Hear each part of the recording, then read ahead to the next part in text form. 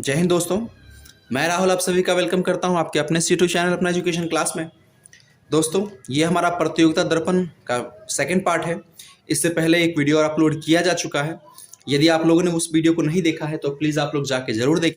तो चलिए दोस्तों, हम लोग आज का अपना टॉपिक स्टार्ट करते हैं। आज का जो टॉपिक है उसमें है कि सतह से आकाश में मार करने वाली आकाश मिसाइल के नए संस्करण आकाश प्राइम का सफल परीक्षण किया गया है। ठीक है, तो आप जानते हैं कि अभी हमारे वायुसेना जो है, अभी जो हमारा इंडियन एयरफोर्स है वो आकाश मिसाइल को यूज़ कर रहा है। लेकिन अभी जो है उसके अपग्रेडेड वर्जन है ना, जो है आकाश प्राइम मिसाइल, उसका फर्स्ट सफल परीक्षण किया जा चुका है और वो काफ़ी बेहतरीन परफॉर्मेंस किया है। देखते हैं इसके बारे में और भी आगे का डिटेल्स ये है कि इसका जो परीक्षण जो है डीआरडीओ ने किया है, और जो उड़ीसा का जो चांदीपुर तट है उसके निकट जो एकीकृत परीक्षण रेंज है वहाँ पे इसका पहला सफल परीक्षण किया गया है।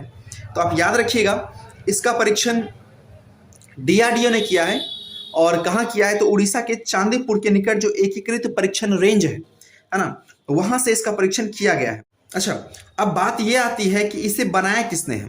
तो आप याद रखिएगा, इसे डीआरडीओ ने ही बनाया है, जिसका फुल फॉर्म होता है डीआरडीओ का defence research and development organisation. ठीक है, तो डीआरडीओ की एक संस्था है, उसका नाम है defence research and development laboratories. Hindi में उसका मतलब होता है रक्षा अनुसंधान एवं विकास प्रयोगशाला। ठीक है, तो ये डीआरडीओ की ही एक ब्रांच है। इसने क्या किया है, आकाश प्राइम मिसाइल को बनाया है। और आप ये ध्यान दीजिएगा कि रक्षा अनुसंधान और विकास प्रयोगशाला यानी defence research and development laboratories का जो मुख्यालय है वो हैदराबाद में है, और उन्होंने ही इस मिसाइल को बनाया है। अच्छा, अब देखिए इस मिसाइल की खास बात क्या है। तो इस मिसाइल की खास बात यह है कि इसमें जो है सक्रिय रेडियो फ्रीक्वेंसी का यूज़ किया गया है।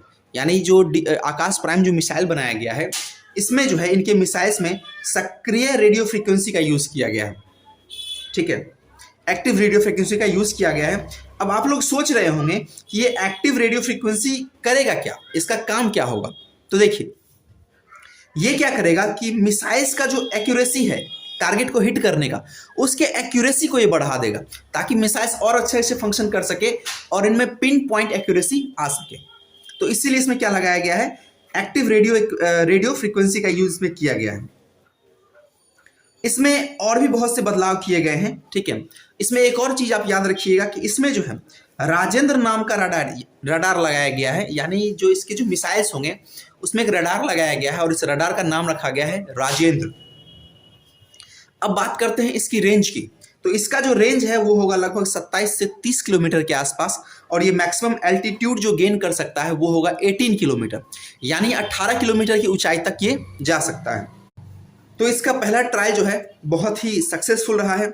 और आपको पता ही होगा, एक और बहुत ही अच्छा न्यूज़ निकल के आया था से 2-3 महीना पहले कि 21 जुलाई को जो है आकाश एनजी मिसाइल, आकाश एनजी यानी आकाश न्यू जनरेशन मिसाइल का भी सफल परीक्षण किया गया था।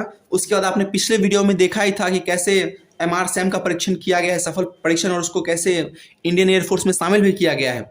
और इसके बाद जो है और भी बहुत सारे मिसाइल्स का पे परीक्षण चल रहा है। जैसा कि आपको मैंने पिछले वीडियो में बताया भी था कि एक और QR मिसाइल जो है उस पर भी परीक्षण चल रहा है, और आकाश मिसाइल तो ऑलरेडी काम कर ही रहा है। और भी बहुत सी विदेश की जो कंपनियां हैं, जो विदेश का जो मिसाइल सिस्टम है वो भी अपने देश में यूज़ किया जा रहा है।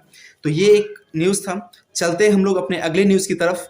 देखिए, अगला न्यूज़ ये है कि मध्याह्न भोजन योजना जो था उसका नाम बदल के अब प्रधानमंत्री पोषण योजना कर दिया गया है।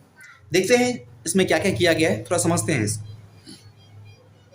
देखिए, है बात क्या है कि आप लोग जानते होंगे कि देश भर में सरकारी और जो सरकारी सहायता प्राप्त विद्यालय हैं उसमें विद्यार्थियों को कई साल से पका हुआ भोजन उपलब्ध कराया जा रहा है। ये आज की बात नहीं है, ये कई साल से ऐसा किया जा रहा है कि जो सरकारी स्कूल हैं या जो सरकारी सहायता प्राप्त विद्यालय हैं उनमें जो है भोजन उपलब्ध कराया जाता है, दोपहर का भोजन। और ये योजना जो है 1995 में शुरू की गई थी। ठीक है, तो ये जो भोजन उपलब्ध कराने की जो योजना थी ये 1995 से ही की जा रही है। और उस समय इसका नाम जो था मध्याह्न भोजन योजना रखा गया था, यानी मिड डे मील स्कीम, मध्याह्न भोजन योजना या मिड डे मील स्कीम रखा गया था। पर अभी जो है इसका नाम बदल के रखा गया है प्रधानमंत्री पोषण योजना। ठीक है। तो इसका नया नाम हो गया है प्रधानमंत्री पोषण योजना नाम कर दिया गया है। और ये जो नई योजना है इसे अभी सिर्फ 5 साल के लिए लागू किया गया है, यानी 5 साल के बाद इसमें चेंजेस लाए जा सकते हैं। इस योजना को फिर से चेंज किया जा सकता है। इसको अभी ट्रायल पीरियड पे स्टार्ट किया गया है, इसलिए इस योजना को सिर्फ 5 साल के लिए शुरू भी किया गया है। और इसके लिए जो बजट का निर्धारण किया गया है, इसके तहत केंद्र सरकार जो है ये लगभग 54,062 करोड़ रुपए का ग्रांट देगी, और राज्य सरकार और जो यूनियन टेरिटरीज हैं ये जो है 31,700 करोड़ का आवंटन देगी। यानी केंद्र सरकार जो है लगभग 54,000 करोड़ आप लेके चलिए मोटा मोटी, और जो अन्य राज्य हैं या फिर यूनियन टेरिटरीज हैं वो 31,700 करोड़ का कंट्रीब्यूशन इस योजना में देगी। इसमें और एक एक्स्ट्रा पॉइंट है कि सरकार जो है खाद्यान्न के लिए, खाद्यान्न मतलब जैसे चावल या गेहूं, इसके लिए 45,000 करोड़ का एक्स्ट्रा लागत भी सरकार ही उठाएगी। यानी पहले तो इस योजना के लिए लगभग आपने देखा था 54,000 करोड़ सरकार दे रही थी, उसके बाद क्या है कि खाद्यान्न के लिए 45,000 करोड़ और दे रही है, ठीक है। तो इस तरह से जो इस योजना का जो कुल बजट है वो लगभग 1,30,000 करोड़ रखा गया है, ठीक है। इसके तहत जो है सरकारी और जो सरकारी सहायता प्राप्त देश भर में लगभग 11,20,000 स्कूल हैं। तो आपको पता होगा कि हमारे देश में कुल गवर्नमेंट या गवर्नमेंट से सहायता प्राप्त विद्यालय की संख्या 11,20,000 के आसपास है, और उसमें लगभग 12 करोड़ के आसपास, 11 करोड़ 80 लाख के आसपास, वही 12 करोड़ के आसपास जो है बच्चे इस योजना का लाभ ले सकेंगे, ठीक है। तो आप इस बात को याद रखेंगे कि हमारे देश में सरकारी स्कूल या सरकारी से सहायता प्राप्त स्कूल की संख्या लगभग 11,20,000 के आसपास है, और उसमें लगभग 11.8 करोड़ यानी 11 करोड़ 80 लाख के स्टूडेंट इसमें इस योजना का लाभ उठा सकेंगे। तो आप इस चीज का याद रखेंगे। अगला एक जो न्यूज है वो ये है कि फ्रांसीसी जो एयरफोर्स है उसने क्या किया है, अभी हाल ही में मिराज 2000 जो उनके एयरफोर्स यूज कर रहे थे उनको रिटायर्ड कर दिया है, और भारत सरकार क्या कर रही है, उन रिटायर्ड मिराज 2000 को खरीद रही है। सेकेंड हैंड जो मिराज जो फ्रांसीसी एयरफोर्स ने रिप्लेस किया है उसको इंडिया खरीद रही है। अब आप सोच रहे हो कि ये जो यूज किया हुआ है, जो मतलब रिटायर्ड कर दिया गया है, उससे आखिर इंडिया खरीद क्यों रहा है। देखिए, इसको इंडिया इसलिए खरीद रहा है क्योंकि भारत के पास जो है वो अभी लगभग 50 मिराज 2000 है, लगभग 50 के आसपास है मिराज 2000। अब इसमें क्या होता है, इंडियन एयरफोर्स का कहना है कि हम इस मिराज 2000 को लगभग 2030 से लेकर 2035 तक, यहाँ तक कि 2040 तक भी यूज कर सकते हैं। तो अब ये लगभग बहुत लंबा टाइम है, 15-20 साल का समय है। और इस वक्त में क्या होगा कि जो इंडियन एयरफोर्स के पास मिराज 2000 है इसके कुछ पार्ट पुर्जे खराब होंगे। तो क्या होगा कि ये जो सेकेंड हैंड मिराज हम खरीद रहे हैं मिराज 2000, इससे वो पुर्जे निकाल लिए जाएंगे, और जो मतलब जो अभी हमारे पास जो वर्किंग मिराज 2000 है उसको चेंज करके नया उसकी जगह पे लगा देंगे, ठीक है। तो इसलिए हम लोग खरीद रहे हैं ताकि रिप्लेसमेंट इजिली कर सके, ठीक है। देखते हैं, इसको थोड़ा समझते हैं कि ये एग्रीमेंट जो है भारत जो है अपने एयरफोर्स की मिराज 2000 फाइटर जेट्स के रख रखाव को बेहतर बनाने के लिए किया है, ठीक है। ऐसा नहीं है कि हम उनसे खरीदेंगे और हम उनको यूज करेंगे, फाइटर जेट्स को यूज करेंगे, उड़ाएंगे, ऐसा नहीं।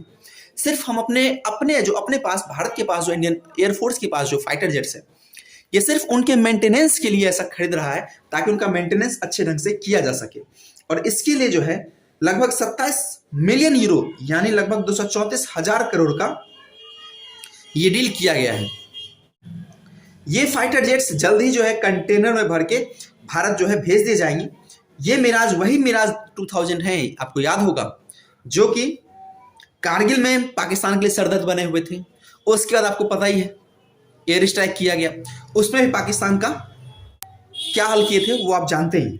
तो ये काफ़ी कारगर है, और भारत के पास अभी आपको पता होना चाहिए 50 मिराज 2000 के आसपास है, ठीक है। तो उनके सिर्फ रिप्लेसमेंट के लिए, उनके बेहतर ढंग से रख रखाव के लिए भारत सरकार ने ये डील को साइन किया है।